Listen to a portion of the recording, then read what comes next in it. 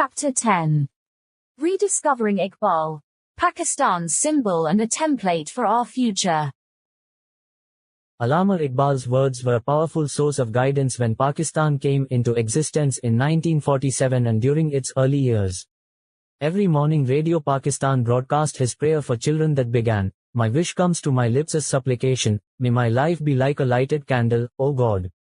Iqbal's words left a permanent imprint on the minds of the children who heard it.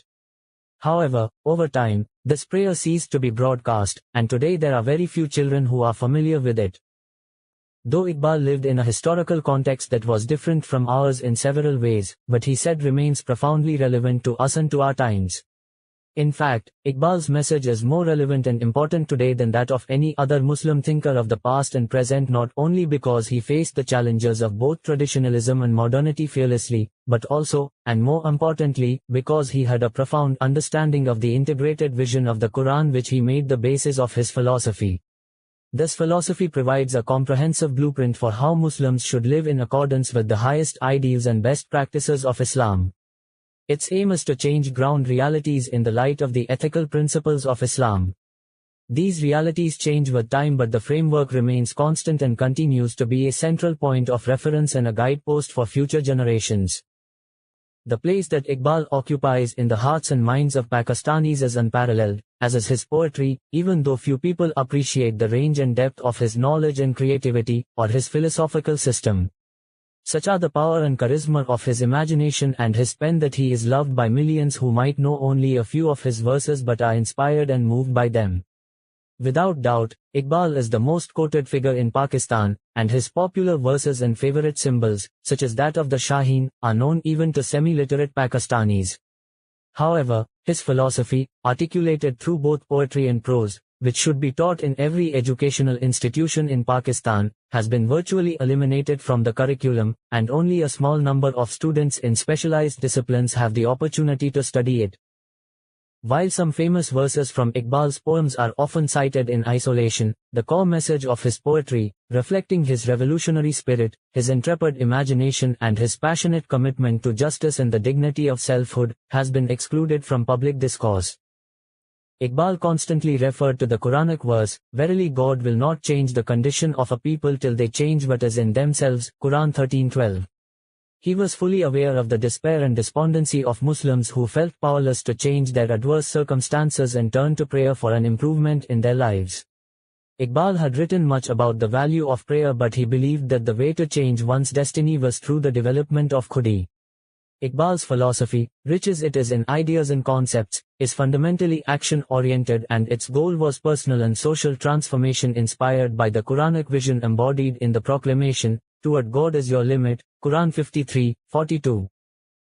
Today, when Pakistani youth are living in a society in which there is a gaping ethical vacuum, they are in critical need of a deep and comprehensive education based upon Iqbal's multifaceted philosophy. Iqbal's work can be a source of profound guidance to help young Pakistanis as they seek to understand the nature of their own identity and their own religion. His powerful words challenge them to become a Shaheen, which hunts for its food, rather than a vulture, which preys on the dead.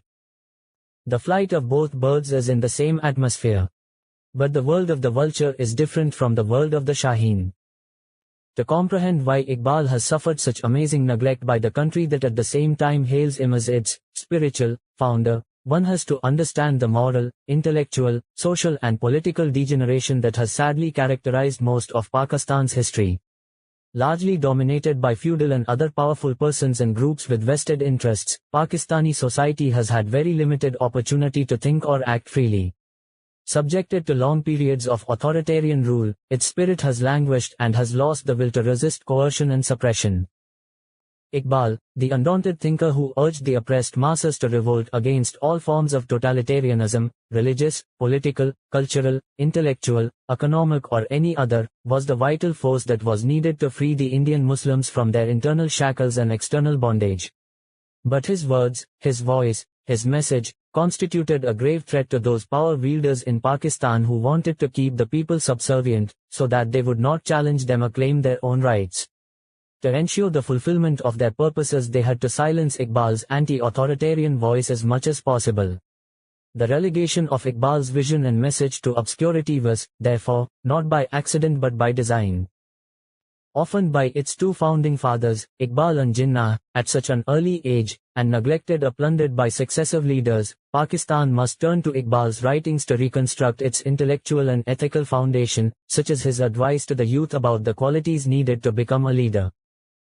Read anew the lesson of truthfulness, justice, and bravery. To you will be given the task of leading the world. I quote this verse to the youth of Tehreek-e-Insaf, because truth, bravery and justice are among the most highly valued attributes of a human being. We need to understand Iqbal's commitment to social justice and the pain he felt when he looked at the plight of the world's indigent workers. His memorable verse addressed to God, in which he points out the discrepancy between the justice of God and the unjust plight of those who labored hard for a meager living, is meant in fact to jolt the conscience of those rich people who exploit the ones who labor for them. You are almighty and just, but in your world, intensely bitter is the life of the poor laborers. It is difficult to find a poet or thinker of Iqbal's caliber who has championed the cause of justice for the oppressed and wronged people of the world as passionately and consistently as he did. If we follow Iqbal's teaching, we can reverse the growing gap between the westernized rich and traditional poor that helps fuel fundamentalism. The best weapon against fundamentalism is enlightened Islam. Fanatics on both sides of the argument need to be told about Islamic history, how other religions and other points of view were tolerated by Islam in the days when Europe was ruled by bigotry and ignorance. During what was known as the Golden Age of Islam, from around the mid-8th to the mid-13th century, the Muslim world, which stretched from Iberia and North Africa across to Southwest and Central Asia, was known for its spirit of intellectual discovery and religious tolerance. Islam never knew the savagery of the Inquisition. The set of legal principles stated or implied in the Quran has a great capacity for expansion and development, as frequently pointed out by Iqbal. As early as the 9th century AD, Muslim scholars were debating the rights of the child. The sophistication of this debate was such that a scholar, before putting forth his point of view, would start by saying, "It is possible that I may be wrong." This spirit of openness was to be expected since freedom of thought is guaranteed by Islam. The Prophet's conflict with the Meccans was over the right to express his opinion. When the state of Medina was formed, freedom of speech was considered every citizen's right. The Prophet once said that a difference of opinion in his community was a sign of Allah's grace. It was this freedom of thought and the spirit of inquiry which created the intellectual atmosphere that led to the blossoming of the Muslim civilization. For hundreds of years all top scientists were Muslims, dominating the fields of logic, metaphysics, chemistry, algebra, astronomy and medicine. Until the advent of Islam, scientific knowledge amongst the Arabs had been stagnant for centuries. By the 8th century medical and philosophical texts were translated into Arabic, allowing the Arabs to build on the wisdom of the past and make vast leaps forward in science. Islamic scholars had a profound effect on European thought centuries later. By the 10th century everything worth translating from ancient Greek works was available in Arabic. It was also during this period of cultural flowering that Muslim merchants developed modern commercial instruments such as checks, letters of credit and joint stock companies. Ibn Sina, 980-1027, Ibn Rashid, 1126-98, and Al-Ghazali, died 1111, were amongst the Islamic philosophers who had a huge impact on European thought. Roger Bacon, one of the greatest names in Western science, considered Ibn Sina the prince and leader of philosophy. Bacon learned from Arab thinkers about experimental science and Aristotelian philosophy. He was also a great transmitter of Arab knowledge into the mainstream of European thought. By the end of the 11th century, Latin translations of Arabic works on science began to filter into Europe mainly from Muslim Spain, Iraq and Sicily. Among the centers of European learning that helped diffuse Islamic knowledge throughout the European world was the Arabist school at Montpellier in the south of France. From Montpellier scholars spread in all directions across Europe. The philosopher Al-Ghazali's work had great influence on both Islamic and European scholars. His development of Greek philosophies, especially Aristotle's, influenced European philosophers like Thomas Aquinas and Saint Francis of Assisi. In turn it was the work of Aquinas that helped spark off the spirit of inquiry in Europe that would later lead to the Reformation. According to the historian W. Montgomery Watt, When one becomes aware of the full extent of Arab experimenting, Arab thinking and Arab writing, one sees that without the Arabs, European science and philosophy would not have developed when they did. The Arabs were no mere transmitters of Greek thought, but genuine bearers, who both kept alive the disciplines they had been taught and extended their range. When about the year 1100 Europeans became seriously interested in the science and philosophy of their Saracen enemies, these disciplines were at their zenith, and the Europeans had to learn all they could from the Arabs before they themselves could make further advances. The quest for knowledge was reflected in the libraries that existed in the Islamic cities of Baghdad, Damascus and Cordoba. In 1171, when the legendary warrior Salahuddin entered Baghdad, the public library had 150,000 volumes. In Cordoba, Al-Hakim's library had between 400,000 and 600,000 volumes. At this period in history, the universities in Europe had hardly any access to books. In his book The Rise of Humanism in Classical Islam and the Christian West, the Arabist and Islamicist George Makdisi traces the origins of humanism, the modern system of knowledge imparted in Western universities, to the early Islamic era. He writes about how from the 8th century onwards there was an environment of learning in Arab colleges, madrasas and the courts of Iraq, Sicily, Egypt and Andalusia, where disputation, dissent and argument were the order of the day. By the end of the 11th century most Muslim cities had universities. The decay and decline in Islamic intellectual thought, according to Iqbal, set in 500 years ago when the doors to ijtihad, a scholarly debate on our religion and its traditions, were closed. The Quranic principles, which for Muslims are eternal principles, needed constantly to be reinterpreted in light of new knowledge. In his lectures on the reconstruction of religious thought in Islam, Iqbal cites 3 reasons for this stagnation. First, around the 10th century, there was controversy between 2 schools of thought, one rationalist and one conservative, about issues such as the eternity of the Quran. The ruling Islamic dynasty of the time, the Abbasids, threw their weight behind the conservatives, fearing that unrestrained adherence to a particular type of rationalism could endanger the stability of Islam as a social polity. The second reason was the rise of ascetic Sufism, which grew partly in reaction to the increasing conservatism of the Islamic establishment. The Sufis, the mystics of Sunni Islam, wanted to focus more on inner spirituality, rather than a rigidly guarded set of rules. But according to Iqbal, their concentration on otherworldliness ignored Islam's role as a means of organizing society and politics. He complained that ascetic Sufism ended up attracting and finally absorbing the best minds in Islam. The Muslim state was thus left generally in the hands of intellectual mediocrities, and of the unthinking masses of Islam, who found their security only in blindly following the schools of the great Islamic jurists such as Abu Hanifa and Malik ibn Anas. Iqbal, pointing to the Quran's emphasis on deed, believed it was contrary to the true spirit of Islam to turn away from the real world, as some Sufis did. He felt that becoming a hermit or ascetic meant avoiding the joy and struggle of real life. To those who taught Islam he said, "To teach religion in the world, if this be your aim. Do not teach your nation that it should withdraw from the world."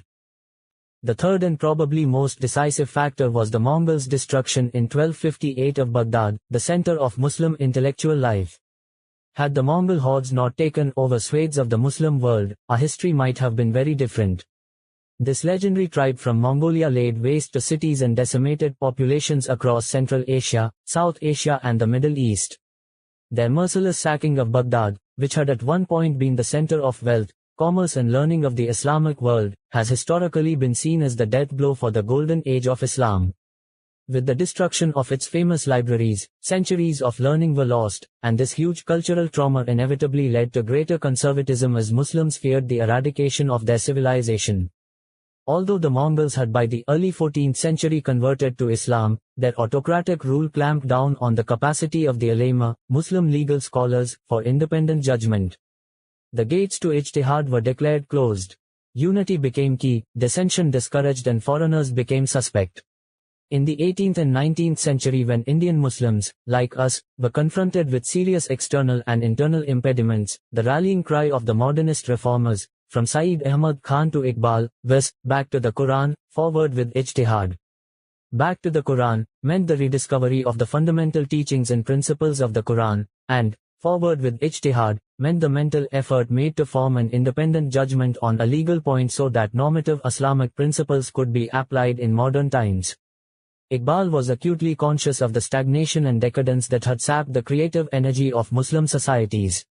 Therefore, while strongly advocating a return to the Quran, which he regarded as fundamental to Islam, Iqbal also sought to re-infuse the dynamism of original Islam through ijtihad, which he regarded as the principle of movement in the structure of Islam. According to Iqbal, such was the fear about the future of Islam that the conservative thinkers of Islam focused on preserving a uniform social life for the people by a jealous exclusion of all innovation in the laws of Sharia as expounded by the early doctors of Islam. He believed that the ultimate fate of a people does not depend so much on organization as on the worth and power of individual men.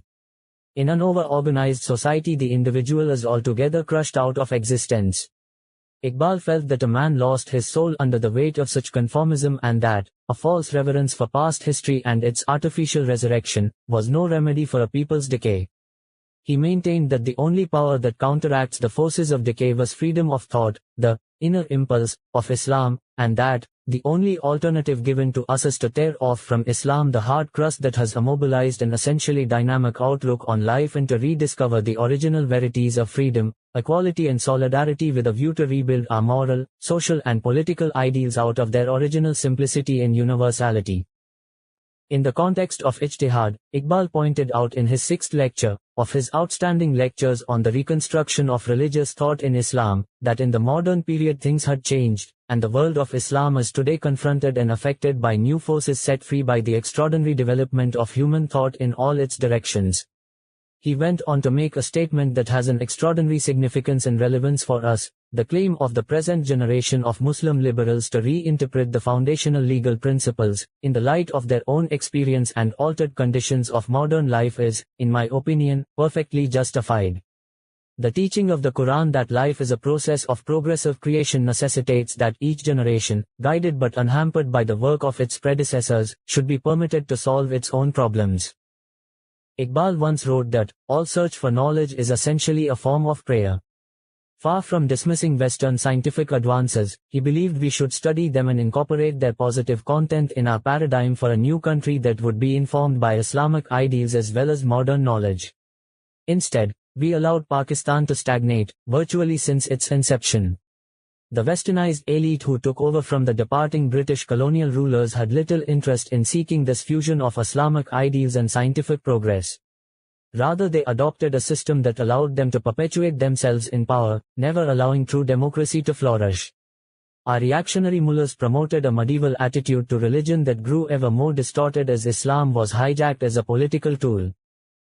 Iqbal had stressed the need to use ijtihad with a view to rebuild the law of Sharia in the light of modern thought and experience.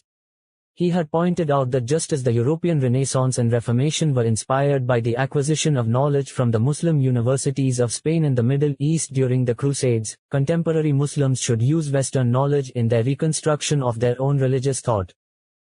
Like Iqbal, the 19th century Egyptian scholar Muhammad Abdur also identified excessive conformism, which sadly exists in the majority of the Muslim world today, as one of the causes of the decline of the Muslims.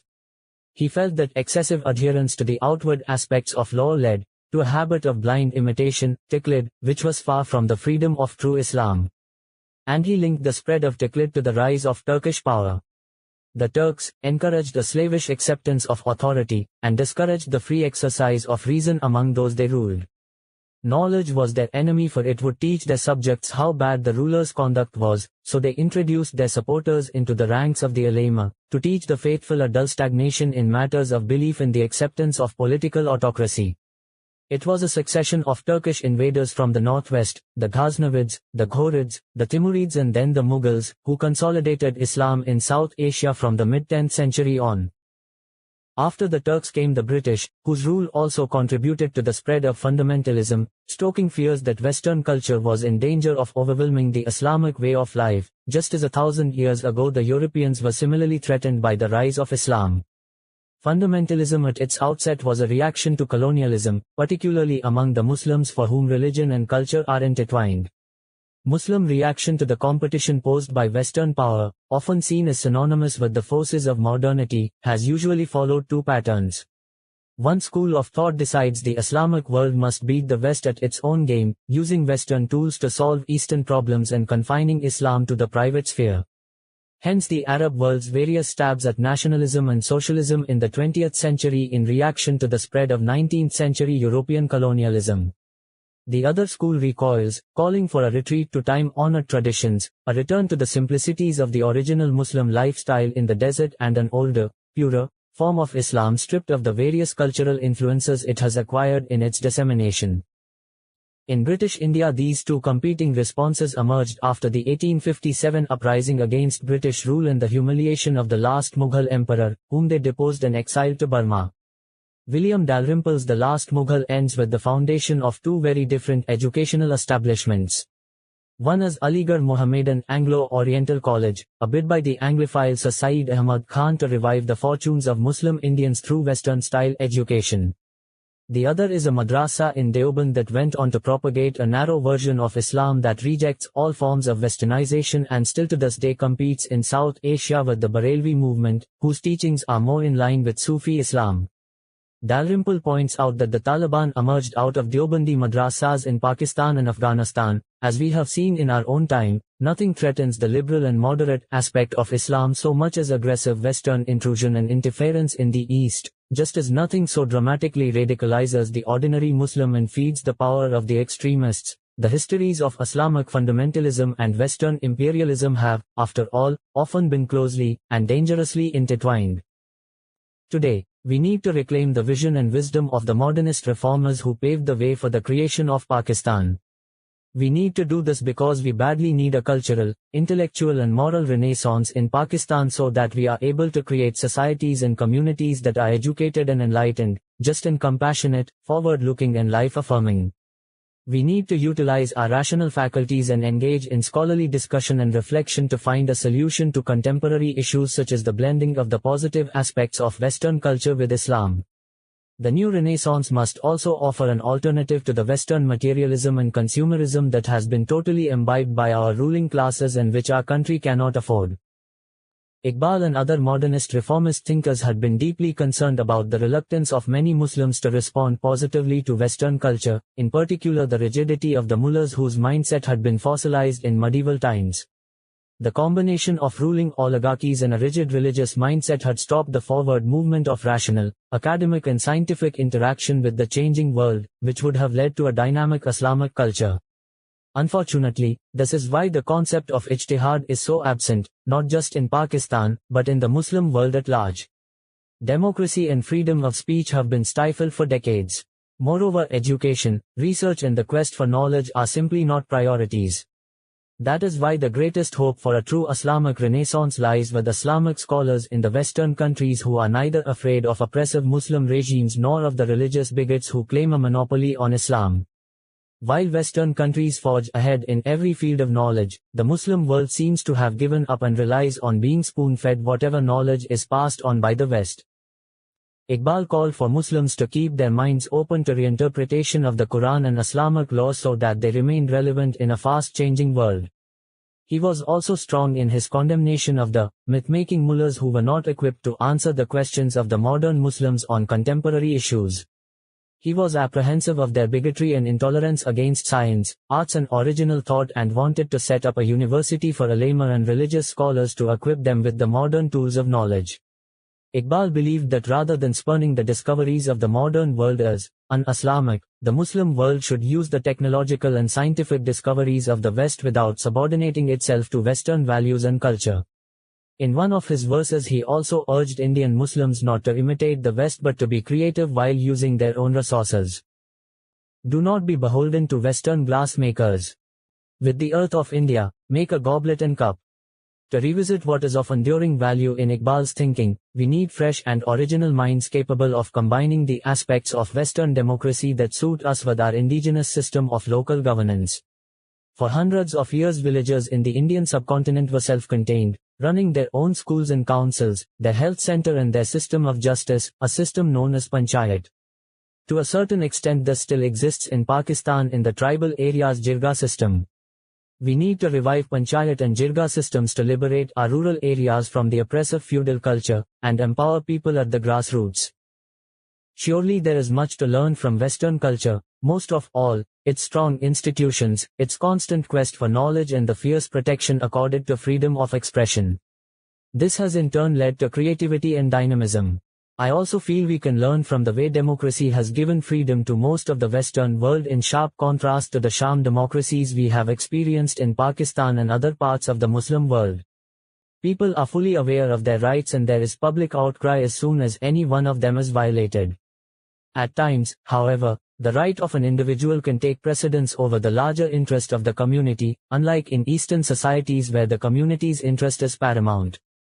However, the foundations of a just and equitable Islamic society are only to be found in the Quran. Sadly, more than 60 years after its birth, neither Iqbal nor Jinnah would recognize the country Pakistan has become. Economically ruined by a ruling elite hungry for money and power, it has become the only nuclear-armed Islamic country, yet cannot protect its people from near-daily bombings and is one of only 4 countries in the world that have never beaten polio. A succession of military rulers and corrupt civilian governments has been unable to deliver even the most basic services like healthcare and education to the ordinary people in whose name the country was created. Although never quite a failed state, Pakistan has become a failing state. The Quran asks Muslims to follow the middle way, the narrow path that lies between all possible extremes. Only an informed public is capable of making informed choices, and an informed public needs an informed ulema. In the 1960s, a brilliant Pakistani scholar, Dr. Fazlur Rahman, who taught in the US at the University of Chicago, was invited by President Ayub Khan to set up the Central Institute of Islamic Research. Dr. Rahman aimed to recruit the best minds in the country and get them to undertake a study of the Quran in its historical context so that certain verses could not be misused. He felt people were being misled by the preachers who wanted a selective Islam to suit their own interests and quoted isolated verses of the Quran out of context. Sadly, his views clashed with those of the religious traditionalists, and not only was he hounded out of Pakistan but was one of the causes for the downfall of Ayub Khan. The main difference Islamic Sharia has from Western secular society is in the realm of public morality. This protects our family system, one of Pakistan's greatest strengths. Infidelity is strongly condemned and considered one of the greatest sins, as it is in all great religions. People who believe in God know that while they can deceive their spouse, they cannot deceive the Almighty. An Islamic society tries to protect the sanctity of marriage by creating an environment that affords the least temptation for people to commit infidelity. Secondly, it tries to protect impressionable young people from public immorality, the same concept behind the adults-only film classification. Furthermore, Islam puts huge emphasis on responsibility to the family. According to the Prophet, PBUH, the best of you is he who is best to his family, and I am the best among you towards my family. Today millions of Pakistani men and women are toiling away at great personal cost to simply feed their family. This is what binds our society. Despite the grinding poverty and injustice that beset many Pakistanis, it is the structure of the family that provides the net that keeps the social fabric intact. I know of so many people whose extended family members are all pooling resources to feed other relatives. With absolutely no social security net whatsoever, were it not for our powerful family system, the country would have descended into bloodshed long ago. So apart from these vital provisions aimed at protecting the family, a true Islamic society would be no different from the democratic welfare states of Europe. Human rights are, after all, at the center of the Quran. The right to life, justice, respect, freedom of speech and movement, privacy, protection from slander and ridicule, a secure place of residence and a means of living are all enshrined in the Quran. Islam gives all the freedom of a secular society, yet an Islamic state cannot be secular. To understand secularism as it exists in the West today, it is important to remember the evolution of Christianity within the Roman Empire.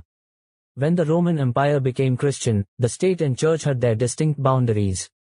Over the centuries many other influences have shaped modern-day secularism. But the separation of church and state could not happen in Islam as it has no concept of a church. As Iqbal stated, Islam was from the very beginning a civil society, having received from the Quran a set of simple legal principles, which, like the 12 tables of the Romans, carried, as experience subsequently proved, great potentialities of expansion and development by interpretation. Elaborating his point, Iqbal said, "Thus dualism, separation of state and church, does not exist in Islam." He went on to warn that when a state is governed without the moral values that are rooted in religion, then naked materialism is likely to replace it, exactly the observation made by Mohandas Gandhi when he remarked, "Those who say religion has nothing to do with politics do not know what religion is." The two greatest institutional tyrannies of all times, the Nazi Reich and the Soviet Union, were godless constructs. Islamic culture is rooted in spirituality, while capitalist culture is rooted in materialism. This is not to say that spirituality in Islam is to the exclusion of wealth accumulation. On the contrary, it is even encouraged, but it is not an end in itself as it is in capitalism. For example, it would be necessary for a humane and truly Islamic society to sacrifice economic growth in order to protect the environment. The welfare of both the current and future generations would take precedence over greater material wealth. True spirituality will always support any movement that is struggling to save our environment from human greed. One of the names of the Quran is Al-Furqan, the criterion, precisely because it was meant to enable humanity to make this distinction. The number of religious fanatics is growing by the day thanks to the war on terror. As we saw with the insurgency in Swat, the dispossessed with no stake in the system can become vulnerable to crime and militant Islam. It is not hard to see why the idealistic and romantic are driven to take up arms. There are, of course, religious zealots who through sheer ignorance have decided to enforce their uninformed version of Islam through the barrel of the gun. They have done tremendous damage to Islam, failing to understand that the religion is a battle for conquering hearts and minds. There are others who have killed fellow Muslims in the name of their sect. These fundamentalists are not only anti-West but also virulently against the westernized Pakistani elite, whom they contemptuously see as toadies to the West. While the masses in Pakistan are impressed by the tremendous technological progress of the Western world, their understanding of the Western moral value system mainly comes from watching television, and they do not respect what they see. Therefore they are deeply suspicious of any attempt towards westernization, particularly women's liberation. They don't regard this as women having the right to fulfill their potential, but rather as women having the right to be sexually permissive. Therefore westernized Pakistanis are considered to have loose morals too. One of the many derogatory things ordinary people say about westernized couples is that, he does not get angry and she has no shame. It is because of this attitude that sometimes modernization is resisted because it is perceived to be westernization. People are also therefore wary of foreign NGOs dealing with women. The gulf between the different strata of Pakistani society is so great now that those at the other end of the extreme are called the liberal fanatics. To liberal fanatics, modernization means westernization, and Islam can only impede Pakistan's progress. Lacking a proper understanding of Islam, they see the religion through Western eyes and are convinced that it is a retrogressive, primitive creed of ancient desert folk. Sadly, they are not equipped to hold any dialogue with the religious fanatics because they are not armed with sufficient knowledge of Islam. For them, every solution to Pakistan's problems is imported. Hence liberal fanatics have variously advocated Marxism, a radical version of women's liberation, market economics and other Western beliefs. These people only have to study the colonial history of the past 2 centuries to realize that wherever an alien culture was imposed on an indigenous people, it caused mass upheaval, disruption and destruction to their way of life. From the Aborigines of Australia to the Indians of the Americas and most of Africa, the local people fell between 2 stools in the name of modernization. The societies that have been success stories, such as Japan and China, have all used Western knowledge but developed it in the context of their own culture and environment. Pakistani liberal fanatics preach secularism, yet they don't fully understand the evolution of secularism in Europe. Martin Luther's movement was aimed at freeing religion from the stranglehold of the Catholic Church, not at abolishing religion altogether. Unfortunately, our liberal fanatics are bent upon imposing Western secular values on a country where the vast majority's entire way of life is influenced by religion. The liberal fanatics have only one solution, Hitler's final solution. They want the Pakistani army to exterminate the religious fundamentalists. They only have to look at the history of Iran, Algeria and Egypt to know that whenever fundamentalism is suppressed it gets violent. These two sections of Pakistani society have become further polarized with the war on terror, and each tends to dehumanize the other. If our westernized class started to study Islam, not only would it be able to project the dynamic spirit of Islam but also help our society fight sectarianism and extremism. They would be able to help the Western world by articulating Islamic concepts correctly. How can the group that is in the best position to project Islam do so when it sees Islam through Western eyes? The most damaging aspect of the gulf between the two sections of our society is that it has stopped the evolution of both religion and culture in Pakistan. The elite that consumes most of the country's educational resources is incapable of providing the intellectual leadership needed to move forward either the religion or the culture. Western education simply does not equip them to do so. There is no confusion about the role of Islam in Pakistan among ordinary people who are comfortable with their Islamic heritage and live by their faith. Only in the minds of the westernized English-speaking elite, the inheritors of British colonial rule, is there a confusion of identity. The secularists in Pakistan, with their scant knowledge of Islam, believe that an Islamic state persecutes religious minorities. They quote the lines on freedom of worship from Jinnah's famous speech to the Constituent Assembly in 1947 to justify their claim that Pakistan was meant to be a secular state that gave equal rights to the minorities. Jinnah, however, was simply highlighting the tolerance that exists in Islam towards non-Muslims when he said, "You are free to go to your temples, you are free to go to your mosques or to any other place of worship in the state of Pakistan. You may belong to any religion, or caste or creed, that has nothing to do with the business of the state." While Islam and the two-nation theory, the ideology on which the split between Pakistan and India was based, remain the bedrock of Pakistan's foundations, it is clear that religious dogma should not be used to spread prejudice, intolerance and sectarianism. Unfortunately, though, one of the worst aspects of Muslim religious bigots is that they preach hatred towards minorities or other Islamic sects, taking Quranic verses out of context to justify their actions. They ignore, or are ignorant of the fact, that the Prophet's PBUH life has many examples of tolerance towards other religious groups. There were incidences of both Jewish and Christian delegations being allowed to pray in his mosque. The Prophet's PBUH last sermon encapsulates his vision of universal human rights. All of you come from Adam, and Adam is of dust. Indeed, the Arab is not superior to the non-Arab, and the non-Arab is not superior to the Arab. Nor is the fair-skinned superior to the dark-skinned nor the dark-skinned superior to the fair-skinned. Superiority comes from piety, and the noblest among you is the most pious. Know that all Muslims are brothers unto one another. You are one brotherhood. And your slaves, see that you feed them with such food as you eat yourselves and clothe them with the stuff that you wear. If they commit a fault which you are not inclined to forgive, then part with them, for they are the servants of the Lord and are not to be harshly treated. It is evident that discrimination on the grounds of religion, race or class is prohibited by the Quran, which also stresses, there is no compulsion in religion, Quran 2:256. In fact, Islam goes further than many religions, actually acknowledging the legitimacy of other faiths. As the religious scholar Karen Armstrong has pointed out, the Quran is almost unique in its positive view of other people's, other religious traditions. There is nothing like Quranic pluralism in either the Torah or the Gospel. The Quran declares that every people on the face of the earth has received a divine revelation.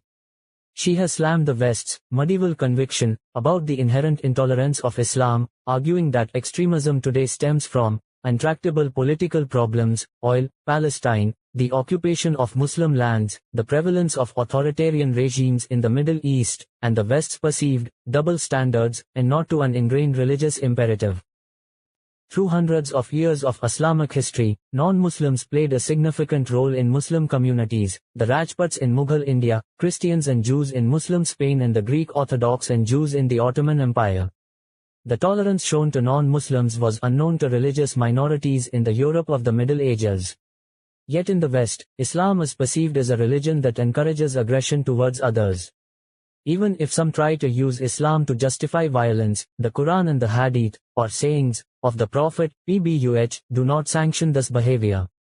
The Quran, in no uncertain terms, prohibits the desecration of houses of worship, suicide and murder. According to journalist and historian Paul Johnson, 150 million people were killed by state violence in the 20th century. Muslim countries had an insignificant share in this slaughter, never witnessed before in the history of humanity. The two greatest butchers of the 20th century were born Christians. Hitler was born and brought up a Roman Catholic, and Stalin was once a Russian Orthodox apprentice monk. It is as ridiculous to blame Christianity for their deeds as it is to blame Islam for any inhuman behavior by a Muslim. Jinnah's speech to the country's economists at the State Bank on the 1st of July 1948 underlined the fact that Islamic principles today are as applicable to life as they were 1,300 years ago. He said, "Islam and its idealism have taught democracy, Islam has taught equality, justice and fair play to everybody. What reason is there for anyone to fear democracy, equality, freedom on the highest standard of integrity and on the basis of fair play and justice for everybody?" This would be in line with Iqbal's spiritual democracy, where people would be free from oppression and where no policies could be made that did not make people the main focus. This is what is meant when Allah says in the Quran to hold on to the rope of the people. I am convinced that Pakistan has lost its way because there has been no serious attempt to translate this vision into practice. The Quran lays great emphasis on both justice and education, yet in both these areas the Islamic Republic of Pakistan has sorely failed. Our failure in each of these areas has fed into the other. Our education system breeds injustice. Our unjust society neglects education for the masses. At the core of an Islamic state is the principle of justice. That is why I named my party Tehreek-e-Insaf, Movement for Justice. The Quran says, "O ye who believe, stand out firmly for justice, as witnesses to God, even as against yourselves or your parents, or your kin, and whether it be against rich or poor." Quran 2:135. Being fair and just was considered one of the greatest virtues in the religion. Every human being was supposed to be equal in front of the law. This was a revolutionary concept in the Prophet's PBUH day because the administration of laws without discrimination on grounds of race, color and language was not known before the advent of Islam. Initially envisaged by Iqbal and Jinnah as a democratic country in which people, regardless of race, tribe, religion or sect, would live in peace and harmony free from exploitation and discrimination, Pakistan is now a deeply divided nation. The concentration of power at the center has negated the spirit of federalism, with Pashtuns, Baluchis, Sindhis, Kashmiris and Mohajirs resentful of Punjabi hegemony. A sense of deprivation and marginalization right from the country's beginning led to the loss of East Pakistan and prevented the formation of a national identity strong enough to bind our new nation together. Meanwhile, the elite has looted the country's riches and squandered its resources, and the poor have lived in deprivation and hardship. The majority of the country is deprived of access to education, healthcare and a free and efficient judicial system. Two of the most corrupt government departments are the police and lower judiciary. The Tile case against Jemima was an example of how our judiciary is unable to protect citizens from state tyranny. And as my time in detention taught me, most of the inmates of our dirty, overcrowded, underfunded jails are poor people who did not have the means to buy themselves a fair trial, yet there was no concept of detention in the Islamic justice system except in rare cases. The rich can buy themselves out of any legal trouble.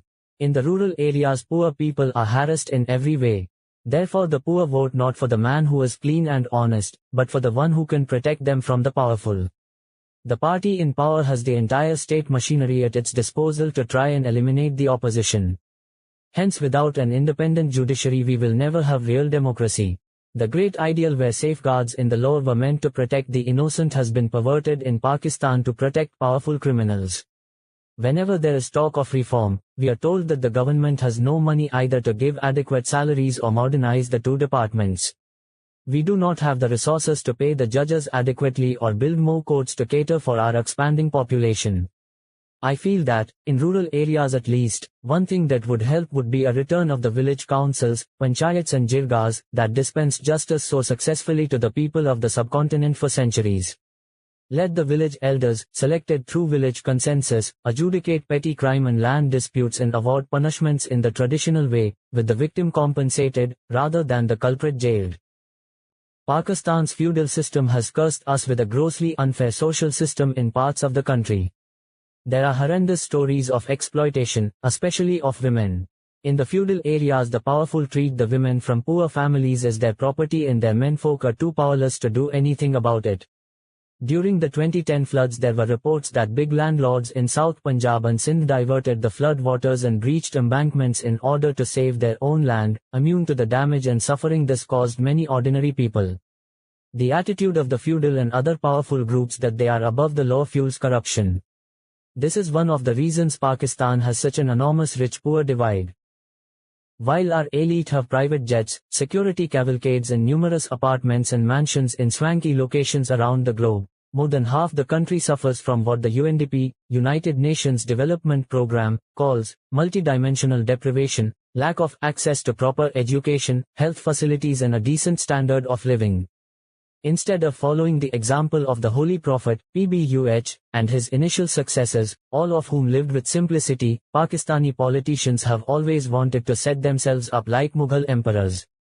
In contrast, in the UK the tone is set by the simplicity of the Prime Minister's Downing Street residence. Why should Pakistan's politicians be allowed to stash so many of their assets abroad? Especially when they have no known source of income outside the country. What kind of leader needs an insurance policy like that? I am the only political leader to have all my assets declared in my own name, and all of them in Pakistan, and most of my earnings came from playing professional cricket abroad. People will pay taxes if they felt their hard-earned money was not being wasted on the shamelessly luxurious lifestyles of our rulers or siphoned off out of the country. Crooks like this across developing countries loot and plunder while in power and prepare for their retirement in western cities and resorts with bulging Swiss bank accounts. There should no bank secrecy laws for those third world politicians, bureaucrats and generals who are prosecuted on corruption charges. And they should be immediately extradited to the country they have plundered. This would be the greatest gift of the West to the developing world. This would help the impoverished masses much more than either aid or loans. Our economy is filled with injustices too. First, our ruling elite has been totally inhuman and immoral in colluding with the IMF, crushing the poor to service our debts. In each budget the voiceless majority is burdened with indirect taxes, which hit the poor disproportionately. Of course it would be far too much to ask the rich to pay direct taxes, so instead we penalize the poor. When there is no reaction from them, emboldened, the government increases their load each year. The people were neither consulted when the loans were taken nor do they know how the loans were spent. There has never been an audit of where the loans disappeared to. Between 2008 and 2011 our debt has doubled from 5 trillion rupees to 10 trillion, from US $59 billion to 120 billion United States dollars. About 65% of all tax collected goes into debt repayment. Pakistan spends more than 60% of its national budget each year on defense and servicing its debt, while 1.5% goes on education, and only 0.5% on health. In addition, the country has lost about 256 billion rupees in loans to the rich and powerful that have been written off. Meanwhile, crippling inflation, aggravated by Islamabad's habit of borrowing from its own state bank, and rising utility and fuel bills have meant that the salaried class cannot survive without taking bribes. As corruption in the bureaucracy rises, the life of the citizens becomes more and more unbearable. And policy implementation by the government becomes yet more difficult with such a corrupt civil service. This is not just about economics, but about the nation's self-esteem. How can Pakistanis ever be encouraged to achieve their potential while we remain a cowed nation that cannot operate without international aid? In cricket I discovered a team that has self-esteem and belief in itself will play way beyond its capabilities and can even thrash a more talented team. The tragedy of Pakistan is that we have become accustomed to these crutches from the US and multilateral and bilateral lenders. Not only has it destroyed our self-belief, but we have never learned to live within our means, and our corrupt and incompetent ruling elite are bailed out time and time again. Pakistan's $167 billion economy was hit badly by the 2010 floods, the worst in its history. The Asian Development Bank and World Bank put the damage at about $10 billion. As usual, rather than relying on the skills and resilience of its own people, the government, as it did after the 2005 earthquake, immediately turned to the rest of the world with its begging bowl. The fact that the international community was reluctant to donate to flood relief in 2010 but that somehow the country has soldiered on demonstrates that Pakistan's recovery was in the end mainly due to the hard work, perseverance and generosity of the Pakistani people. For example, in 2010 I headed a campaign to raise funds for the flood victims, and in 1 month collected 2 billion rupees. Everyone I knew contributed for the flood victims, such was the spirit amongst the people.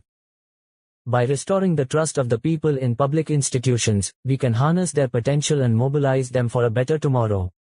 In the meantime, our rich agricultural land, our enormous mineral wealth, consisting of billions of dollars of copper and gold reserves, 10 different types of marble, highest quality granite, and emerald deposits in Swat, newfound gas reserves in Kohat, our 6 million overseas community, whose annual income is equal to that of 180 million Pakistanis, a huge resource for investment if we tapped into it, and our huge youthful population go to waste.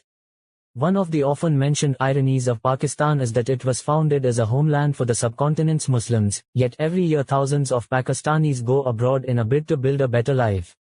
The greatest asset of a nation is its people, but here the rich get US green cards or Canadian passports and the poor go to the Gulf to toil on construction sites. Every year my cancer hospital loses about a third of its nurses to the Gulf countries. We cannot hope to compete with the salaries they are offered there. Yet how can we harness our country's potential when we have one of the worst education systems in the world? The sad thing is the British, when they departed, had left behind quality universities. When I was growing up, students from the Middle East, and much further afield, used to come and study at our universities. Princes from Malaysia would come and study alongside us at Atchison College. Unfortunately, successive governments have allowed our education system to decline. Many analysts point to the potentially destabilizing factor of millions of young, uneducated, unemployable people in a country of ever-decreasing resources. Half of Pakistan is under 20 and 2/3 of its population is below the age of 30. The population has trebled in less than half a century. It is forecast to grow by around 85 million in 20 years, which, as a report on the Youth of Pakistan commissioned by the British Council points out, is roughly the equivalent of 5 cities the size of Karachi. We have a small window of time to turn what could be Pakistan's downfall into its redemption. An army of disenfranchised and angry people competing for dwindling resources could instead be an energetic labor force in a strong domestic market of potential consumers. But Pakistan has spent less of its resources on its education than many poorer countries.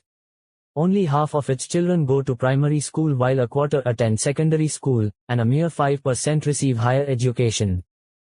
Not only has Pakistan consistently failed to invest enough money in education, but it failed right at the outset by not integrating the education system after independence.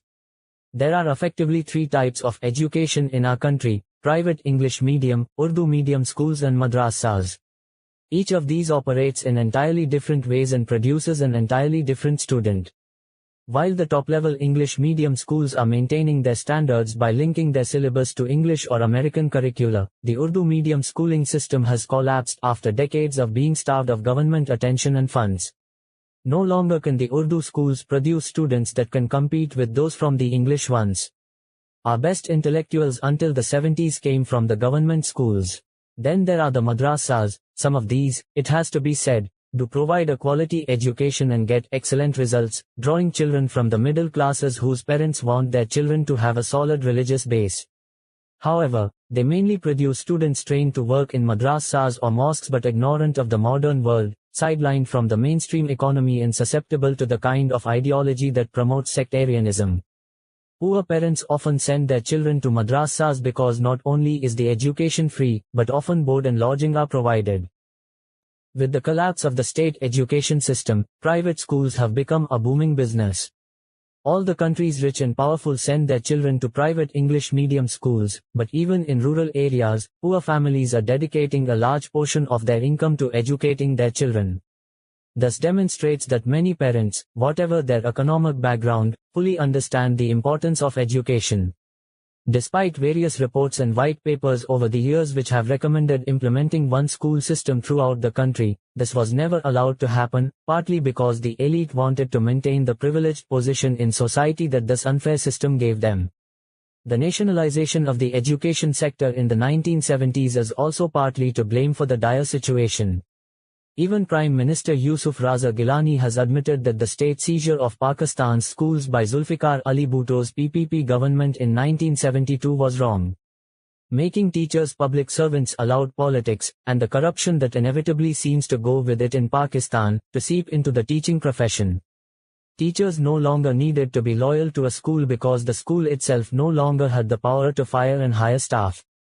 Teachers with political connections could get themselves transferred to a better posting if they wanted to.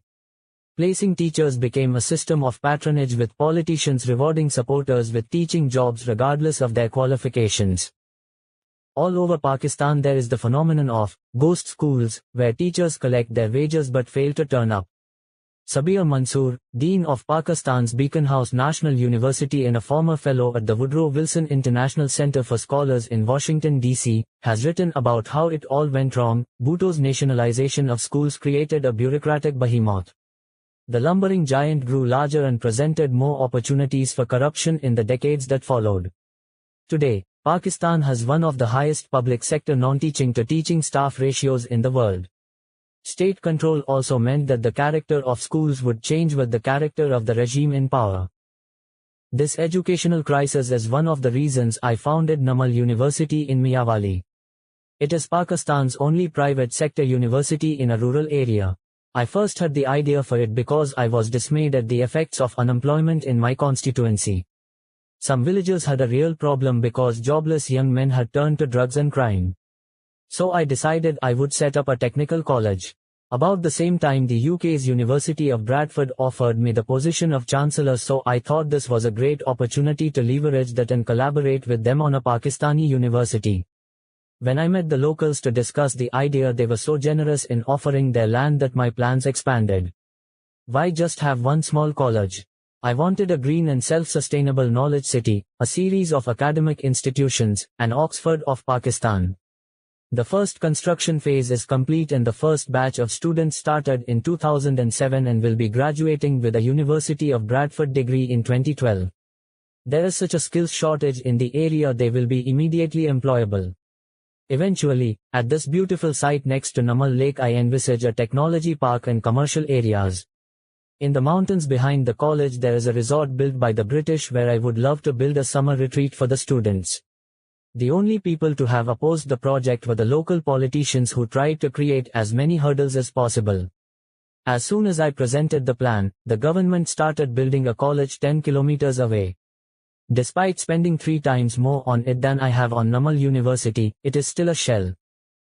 The political elite have no interest in providing education for the masses or changing the status quo. Yet this 3-tier system has had far-reaching repercussions for our society, widening the gap between the small but affluent westernized elite and the masses, and feeding fundamentalism. If anyone read the English newspapers and compared the contents with those of the mass Urdu newspapers, it would seem that they belong to 2 different countries. Every day there is some article in an English paper ridiculing or criticizing some local custom, yet it makes no difference to the masses because only a small percentage of the population reads them. Most of the students from the top English medium schools become aliens in their own country and struggle to communicate with the Pakistani masses. When we hired graduates from the top business college in Lahore for the cancer hospital's marketing department, I found they had problems dealing with our main donors, the trading community in Lahore. While the traders could barely speak Urdu, their native tongue being Punjabi, our marketing team would converse with them in broken Urdu with plenty of English words thrown in. It really was a pathetic sight because our top business school had prepared these graduates for jobs either in multinationals or abroad.